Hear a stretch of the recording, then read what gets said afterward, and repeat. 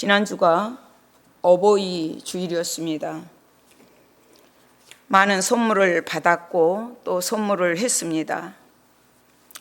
선물은 받은 사람도 기분 좋고 선물을 한 사람도 기쁘고 즐겁습니다. 저희 교회도 작은 선물을 해서 이렇게 같이 나눴습니다. 성경에서 말하는 하나님의 선물은 과연 무엇인가? 에베소서 2장 8절에 보면 너희는 그 은혜에 의하여 믿음으로 말미암아 구원을 받았으니 이것이 너희에게서 난 것이 아니요 하나님의 선물이라. 허물과 죄로 죽었던 우리를 살려주신 그 구원이 하나님의 선물이라고 말씀하고 있습니다. 영적으로 거듭난 것, 새 생명을 얻은 것, 영원한 생명을 얻은 것을 말하고 있습니다. 우리가 생명이 하나님과의 관계에서 끊어졌던 죽었던 우리였는데 구원을 받고 예수를 믿고 구원을 받고 구원을 받은 것이 은혜고 기적입니다. 또 마태복음에서는 하나님의 나라에 들어가는 것을 하나님의 선물이라고 말하고 있습니다.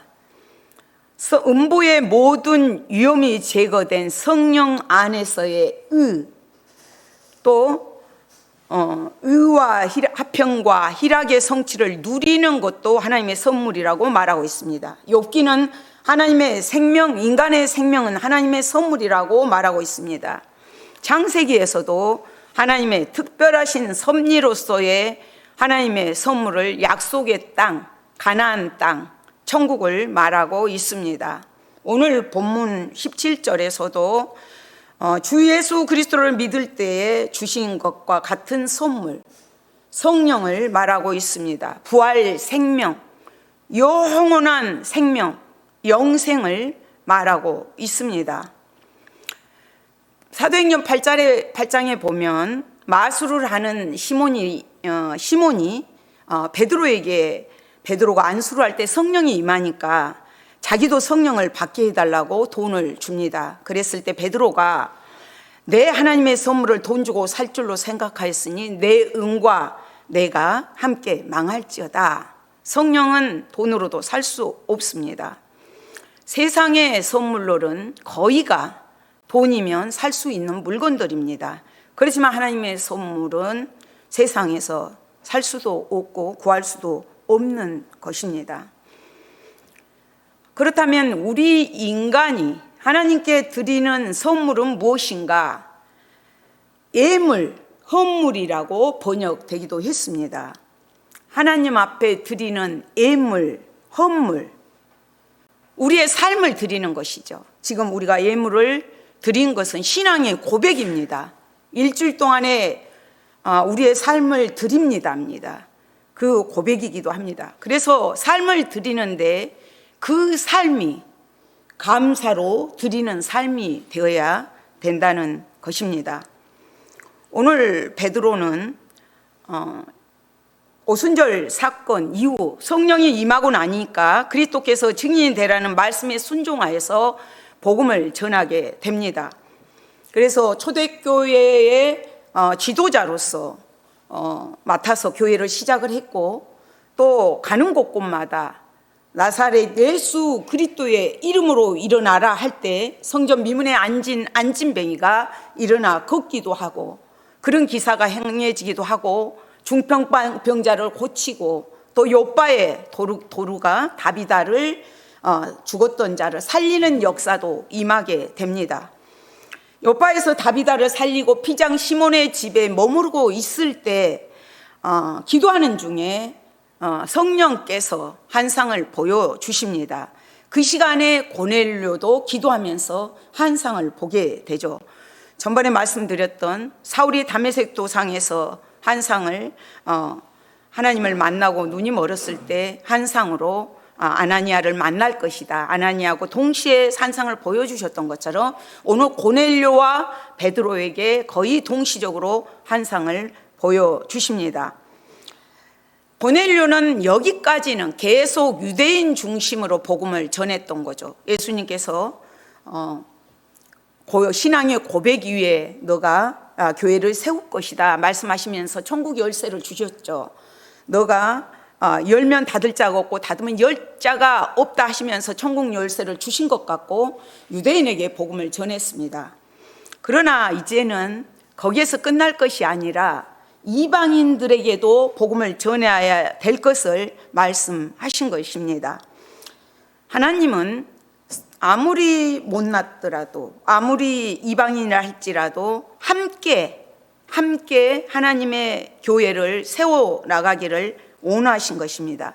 그것이 그러니까 사울은 하나님을 만나고 다소에 있을 동안에 베드로는 고넬료 집에서 이방인들에게 그동안 잠겨져 있던 복음의 문을 엽니다. 이것은 사람이 연 것이 아니고 하나님이 여신 것이고 하나님의 섭리 가운데 하나님의 계획 가운데 베드로는 하나님의 도구로만 사용이 된 것입니다. 그랬는데 그러고 복음을 전하고 기뻐하고 예루살렘으로 딱 왔습니다. 예루살렘으로 올라왔는데 문제가 되고 있습니다. 담임 목사님이 순회 복음을 전하고 돌아왔는데 말이 비난거리가 왁자지껄합니다. 오늘 1절에 유대에 있는 사도들과 형제들이 이방인들도 하나님의 말씀을 받았다함을 들었더니 말씀을 받은 거에 대해서는 그렇게 큰 논란이 없습니다. 이방인이 예수를 믿었다, 기독교인이 되었다, 성령을 받았다, 이 문제는 그렇게 큰 문제가 아니었습니다. 2절에 베드로가 예루살렘에 올라갔을 때에 할례자들이 비난하여 이르되 내가 무할례자의 집에 들어가 함께 먹었다니 베드로가 그들에게 이 일을 차례로 설명하여 너 이방인하고 상종했다, 이방인하고 말하고 그 집에 같이 밥을 먹고 같이 들어가서 잠을 잤다, 이 얘기입니다. 그것 때문에 비난거리가 되고 무할례자에 들어간 것 때문에 교회가 시끄럽게 됩니다. 그랬을 때 베드로가 차분하게 조근조근 말씀을 다 설명을 해주는 것입니다. 그래서 사도행전 10장의 사건들이 11장에 그대로 옮겨진 것 같은 느낌이 듭니다. 베드로가 조근조근 얘기를 하는데 어떤 내용들이냐 하면 요파에서 기도하고 있을 때 한상 가운데 각종 짐승이 달린 보자기가 하늘에서 네 귀에 매여서 내려온 것을 봅니다. 이것을 하늘에서 소리가 들리면서 베드로야 잡아먹으라 그랬을 때 베드로가 거절합니다. 주님, 그럴 수 없습니다. 먹을 수 없습니다. 여태까지 한 번도 이런 것을 먹은 적이 없습니다. 그래서 또 소리가 들립니다. 그럴 수 없다고 거절을 하죠. 이렇게 동일한 음성이 3번 들리고 그 보자기가 하늘로 올라갑니다. 그래서 이제 베드로가 이제 11절부터 한상을 보고 기도를 하고 한상을 이것인가 저것인가 비몽사몽할 때에 고넬료가 보낸 사람들이 집 앞에 와 있는 것입니다. 그래서 그들을 어떻게 할지도 모를 때 성령께서 그들을 맞아들여라, 그리고 집으로 들여라, 가서 하룻밤을 자고 같이 가게 됩니다. 그들을 의심하지 말고 따라가라 합니다. 이런 문제들이 대두됐을 때 우리가 제일 먼저 해야 될 것이 무엇인가 하면 본질입니다. 본질. 가만히 한번 모든 것들의 분쟁이 되는 것들을 따져보십시오. 항상 본질은 딴 곳이가 있고 껍데기를 붙잡고 야단 법석입니다. 저도 어느 모임에 갔어요. 기대를 되게 하고 몇 시간을 낭비했는데 본질 얘기로 처음은 참 아름답게 시작이 됐습니다. 그런데 나중에 듣고 보니까 말 한마디를 가지고 그게 논쟁거리가 돼버렸어요. 돌아와서 너무 험한 거예요. 항상 본질을 떠나면 안 됩니다. 가정에서 다툼이 일어난 것도, 교회에서 다툼이 일어난 것도 바로 이 유대인들이 가지고 있는, 우리는 할례자, 너희는 무할례자, 너희는 이방인. 대대로 내려왔던 종교성, 가슴에 굳어버리는 그 습관, 어떤 제도적인 거. 그렇지만 곰곰이 생각을 해보십시오. 그 문제 때문에 싸웠단 말이에요. 크게 싸웠어. 근데 그 내면에는 신앙의 문제예요. 문화적인 것 때문에 싸우고 어떤 대대로 해왔던 관례적인 것, 판례적인 것 때문에 다퉜단 말이에요. 근데 깊은 곳에는 신앙의 문제 때문에 싸우는 것이거든요. 그럴 때 어떻게 해야 될 건가? 새 법으로 이겨야 됩니다. 십자가의 새 법으로, 그리스도의 법으로, 그리스도의 관점으로 이겨야 됩니다.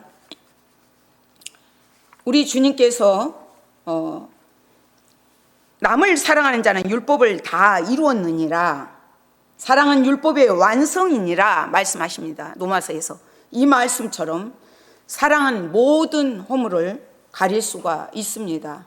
그리스도의 관점으로 하나님의 나라를 세워나가야 되고 복음을 전할 때도 마찬가지입니다.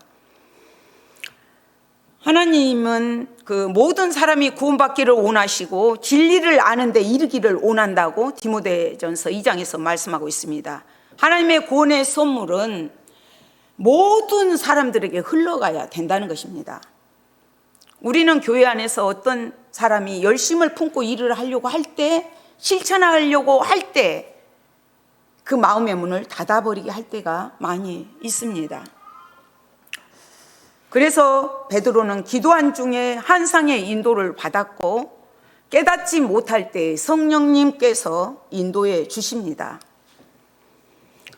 그 베드로에게 12절에 성령이 내게 명하사 아무 의심하지 말고 함께 가라 하시매 이 6 형제도 나와 함께 가서 그 사람의 집에 들어가니 아무 의심하지 말고 같이 가라. 그래서 6 형제가 같이 가게 됩니다. 이 6 형제가 베드로가 어려움을 겪을 때 증인이 되었겠죠. 13절에 고넬료가 우리에게 말하기를 천사가 내 집에 서서 말하되 내가 사람을 요빠에 보내어 베드로라는 시몬을 청하라. 고넬료는 경건한 사람입니다. 로마 군대의 백부장이고 경건하고 온 집이 더불어서 하나님을 경외하고 백성을 많이 구제하고 항상 기도에 힘쓰는 사람입니다.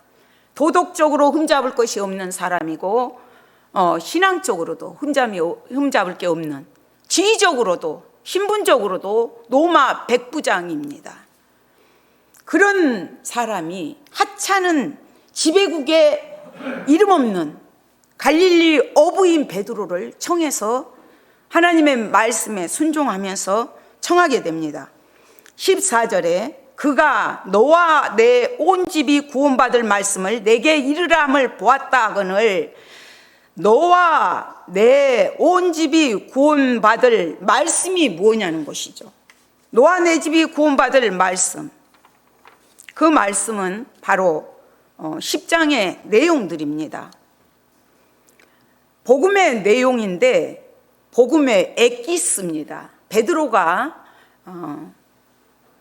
믿지 않는 이방인들에게 처음으로 하는 설교인 것입니다. 그가 갔을 때 베드로가 입을 열어서 10장에서 이런 말을 합니다. 참으로 하나님은 사람의 애모를 보지 아니하시고 각 나라 중 하나님을 경외하며 의를 행하는 사람을 다 받으시는 줄을 깨달았도다. 내가 할례자라고 우겼던 부분들이 소용없구나, 이런 것을 얘기를 합니다. 그러니까 내 귀퉁이에 매여 있는 것은 복음을 동서남북으로 퍼져나갈 것을 암시하고 있습니다. 그 안에 각종 더러운 것들, 레위기 11장에 젓가락장이라 그러는데 정한 음식, 부정한 음식, 먹어야 될 것, 먹지 말아야 할 것이 기록되어 있습니다. 이것이 곧 무엇이냐면 이방인과 선민 유대인을 구별하는 것입니다. 베드로가 환상을 보고도 못 깨달은 이유가 그 내면에 이런 의식들이 꽉 굳어 있었기 때문에 그것을 깨닫지 못했습니다. 그랬을 때 성령님께서 가라, 의심하지 말고 가라 했을 때, 갔을 때 그런 것들을 보면서 사람은 하나님은 예물을 보지 않으시구나 하면서 각 나라 중 하나님을 경외하고 하며 의를 행하는 사람을 다 받으신다, 이 얘기를 합니다. 그러니까 유대인이라는 그 굴레를 깨뜨리는 거죠. 이방인 대표 고넬료, 유대인 대표 베드로의 만남인 것입니다. 그래서 고넬료의 전도는 예수님께서 온 천하에 다니며 만민에게 복음을 전파하라, 마가복음의 말씀입니다. 모든 족속으로 제자를 삼으라, 마태복음 말씀이죠. 땅 끝까지 이르러 내 증인이 되리라. 온 천하의 만민에게 복음을 전하고 모든 족속을 제자를 삼고 땅 끝까지 이르러 주님의 증인이 되는 사건이 여기에서 시작이 됩니다. 36절, 10장 36절, 37절에서는 복음의 내용이죠. 핵심입니다. 만유의 주 되신 예수 그리스도께서 예수 그리스도로 말미암아 화평의 복음을 전하사 이스라엘 자손들에게 보내신 말씀, 곧 요한이 그 세례를 반포한 후에 갈릴리에서 시작하여 온 유대에 두루 전파된 그것을 너희도 알거니와. 예수님이 누구신가? 만유의 주 만왕의 왕이시다. 그분은 이스라엘 자손들에게 계속적으로 말씀해 왔던 말씀이시다. 보내신 말씀, 말씀이 육신이 되어 우리 가운데 오셨다. 그분이 예수님이다. 예수님의 성육신을 말하고 있습니다. 요한이 세례를 베풀 때 예수님 세례 받으셨습니다. 세례를 받고 나서 공생애를 시작하셨죠. 갈릴리부터 시작해서 유대까지, 유대 땅 두루 전파된 그것을 너희도 안다 얘기를 합니다. 그러니까 예수님께서 성육신 하셨고 화평의 복음으로 전하셨다는 것을 얘기를 합니다. 화평의 복음을 전했다. 하나님과 우리의 관계가 죄로 인해서 끊어진 상태를 십자가에 달리심으로, 화목제물이 되심으로 하나님과 인간관계를 화평케 하시고 사람과 사람과의 관계도 화평의 꽃을 피우게 하셨고 예수님과 만물과의 관계에서도 회복시키셨다. 그분이 바로 보내신 말씀이신 예수 그리스도시다. 그분이 갈릴리부터 유대 땅 두루 다니시면서 전파하시는데, 복음을 전하시는데 그 내용이 38절입니다. 하나님이 나사렛 예수에게 성령과 능력을 기름 붓듯 하셨음에 그가 두루 다니시며 선한 일을 행하시고 마귀에게 눌린 모든 사람을 고치셨으니 이는 하나님이 함께 하셨습니다. 나사렛 예수에게 하나님이 성령과 능력을 기름 붓듯이 부어 주셨다. 그러니까 요한에게 세례를 받고 갈릴리서부터 땅끝까지 전파된 내용입니다. 이것이 바로 복음이죠. 그러니까 마귀에게 그러니까 그가 두루 다니시며 선한 일을 행하시며 하나님 나라를 전파합니다. 하나님 나라를 가르치시고 전파하시고 마귀에 눌린 모든 사람을 고치시고 악한 사단에게 죄에 묶여있는, 죄의 노예의 종이 되어 있는 자들을 구원하시는 것, 자유케 하는, 약한 것들에 매여 있는, 죄의 결과로 병이 왔잖아요. 질병 가운데, 아픔 가운데, 고통 가운데, 슬픔 가운데 억눌려 있는 그들을 예수의 이름으로 구원하실 것을 말씀하십니다. 우리가 이게 복음의 핵심인 것입니다. 2000년도에 베드로한테만 하게 하신 내용이 아니라 오늘날도 주님도 이런 일을 하셨고 우리도 이런 일들을 행해야 합니다. 39절 42절에서 복음의 능력, 산 증인이란 것을 말합니다. 우리는 유대인의 땅과 예루살렘에서 그가 행하시는 모든 일의 증인이라. 그를 그들이 나무에 달아 죽였으나 하나님이 사흘 만에 다시 살리사 나타내시되. 그러니까 우리가 유대 땅과 예루살렘에서 그가 행하신 모든 일의 증인이다. 그분 십자가에 달려 죽으셨다. 그리고 3일 만에 부활하셨다. 부활하셔서 우리와 같이 식사를 나누고 40일 동안 계셨다. 그 얘기를 한 것입니다. 주님 다시 살아나사 나타내시되 41절에서 모든 백성에게 하신 것이 아니요, 모든 백성에게 보여주신 것이 아니다. 오직 미리 택하신 증인 곧 죽은 자 가운데서 부활하신 후 그를 모시고 음식을 먹은 우리에게 하신 것이라. 나에게 하신 것이라. 내가 직접 봤고 직접 경험했고 내가 직접 체험했다. 이것은 지식에서 얻으신 것이 아닙니다. 베드로가 산 증인이란 것을 말하고 있습니다.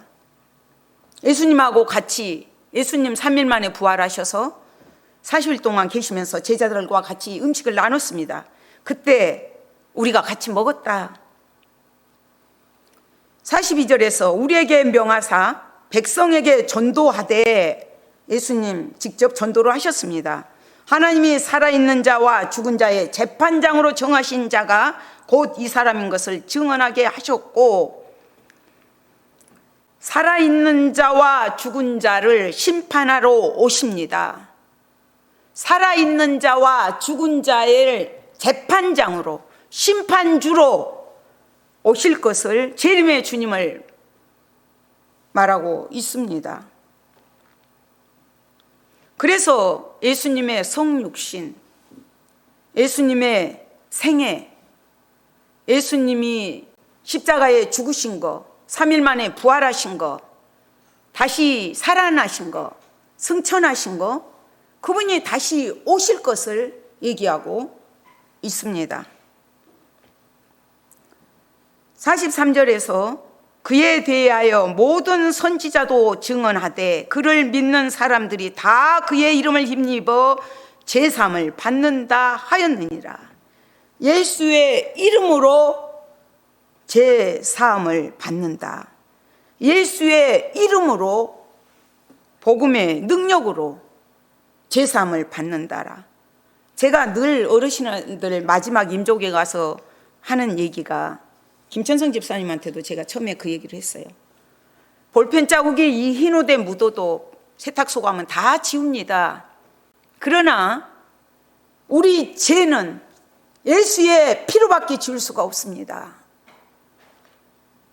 죄의 싹은 사망이요, 죽음이란 말입니다. 예수의 보혈을 의지할 때 제사함의 회개의 능력이 임한 것을 말합니다. 베드로가 그렇게 설교를 했을 때 성령이 말씀 듣는 모든 사람에게 내립니다. 그래서 할례자들이, 같이 왔던 자들이 이방인에게도 성령 부어주심으로 말미암아 놀랍니다. 방언도 말하게 되고 하나님을 높입니다. 하나님의 선물을 받은 자, 성령을 받은 자들은 하나님 앞에 감사함으로 하나님의 이름을 높여드린 것이 결과적으로 나타나게 됩니다. 그래서 베드로가 이런 외적인, 내적인 성령 세례를 받았는데 외적인 세례 줄 수 없지 않다. 성령 세례를 베풀라 해서 세례를 주게 됩니다. 그 얘기를 자세하게 설명을 합니다.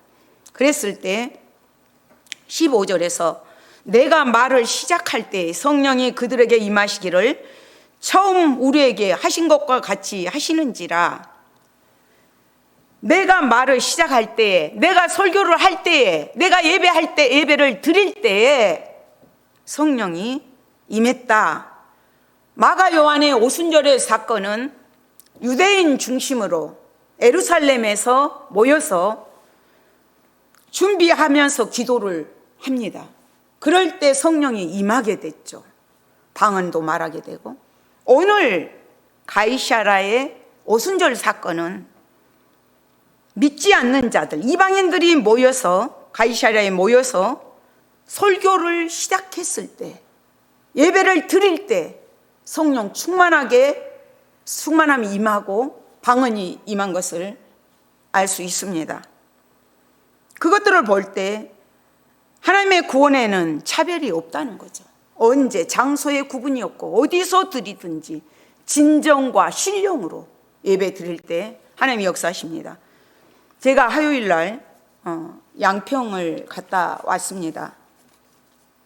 양평을 갔다 왔는데 두 교회를 방문하고 왔습니다. 근데 저는 양평이 그렇게 산중인 줄 몰랐습니다. 꼬불꼬불 한참 올라가니까 하늘 아래 첫 동네라고 말할 수 있는 곳에 교회가 있더라고요. 정말 설악산처럼 시냇물이 쫙 흐르고 있고 그 사면이 잣나무로 쫙 되어 있었습니다. 그리고 황토로 다 집이 지어져 있어요. 그러니까 목사님께서 말씀을 하시는데 그곳은 암 환자가, 교인이 100명인데 암 환자가 50명, 일반 성도가 50명이랍니다. 그래서 5월 1일 날 김은경 탤런트 남편, 그분 이진호 목사님이 오셔서 설교를 하시고 탤런트 재능 기부라 해서, 그 악기를 다루는 분들을 재능 기부를 하게끔 해서 모셔다가 음악회를 하고 예배를 드렸답니다. 300명이 모였대요. 근데 교인 100명 중에 93명이 참석을 했고 7명은 중증 환자만 못 나왔답니다. 그런데 그 교회가 부흥됐던 것은 예배 때 암 환자가, 초신자가 4번을 나았답니다. 딱 4번 왔는데 암병이 완전히 깨끗이 나아버렸답니다. 2번 그런 일이 있고 나니까 교회가 자동으로 그 꼭대기인데도 모여들더라는 것입니다. 그래서 그 목사님은 암병을 고친 것도 기적이고 중요하지만 그것보다 더 중요한 것이 지금 이 자리에 내가 있다는 것이 감사고 은혜고 축복입니다. 이 얘기를 늘 한답니다. 예배할 수 있는 이 자리, 구별된 자리, 하나님이 받으시는, 하나님을 만나는 이 장소가 그렇게 소중하다고 강조를 한답니다. 암으로 죽어가는 장로님이 그날 대표 기도인데, 그 전전에 대표 기도인데, 장로님 기도하실 수 있겠습니까? 그랬더니 네, 기도하다가 쓰러져도 하겠습니다. 그래서 오셔서 대표 기도를 하시고 그 뒷날 돌아가셨답니다. 이런 마음으로 예배를 드리니까 그곳이 옛날 집을 개조한 곳이에요. 그런데 그곳에 사람들이 모여들고 성령의 역사가, 오순절에 임했던 그 역사가, 가이사라의 오순절에 임했던 그 역사가 말씀을 들을 때 일어나고 있다고 고백을 하셨습니다.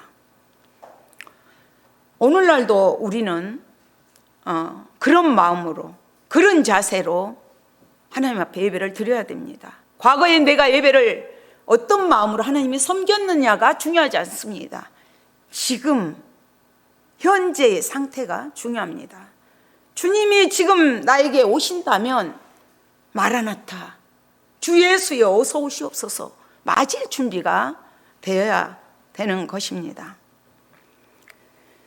그래서 그가 말을 시작할 때에 이런 역사가 임했다 하면서 16절에서 내가 주의 말씀에 요한은 물로 세례를 베풀었으나 너희는 성령으로 세례를 받으리라 하신 것이 생각났노라. 예수님이 하신 말씀이에요. 예수님께서 내가 가면 너희에게 성령을 보내주실 것을 약속을 하십니다. 너희는 맨날이 못돼서 성령을 세례로 받으리라. 그 말이 생각났다. 베드로가 성령을 받고 나니까 예수님하고 같이 다닐 때, 예수님이 계실 때에는 생각나지 않았고 들어도 깨닫지 못했던 그 말씀이 성령을 받고 나니까 주님이 하신 말씀이 생각나고 기억나고 알게 되고 깨달아지는 은혜가 임한 것입니다. 우리가 늘 주의 일을 할 때 성령님의 지시를 받아야 됩니다. 본질을 벗어나면 안 됩니다. 하나님의 말씀, 하나님의 새 법으로 늘 판단을 해야 됩니다. 하나님의 뜻이 무엇인지를 구별해야 됩니다. 17절에서 그런즉 하나님이 우리 주 예수 그리스도를 믿을 때에 주신 것과 같은 선물을 그들에게도 주셨으니 내가 누구에게 하나님을 능히 맡겠느냐. 우리가 주 예수를 그리스도를 믿을 때에 주신 것과 같은 선물 그들에게도 주셨으니 내가 누구에게 하나님을 막을 수 있겠느냐. 하나님이 하셨다. 내가 한 것이 아니라 나는 가라 그래서 간 것뿐이고 전하라 그래서 순종하면 전한 것뿐이고 하나님께서 미리 다 계획해 놓으셨고 섭리 가운데 이루어진 것뿐이다. 내가 누구이기에 하나님을 능히 맡겠느냐. 너희들이라면 이런 상황에서 어떻게 했겠느냐. 이것을 묻는 있는 것입니다.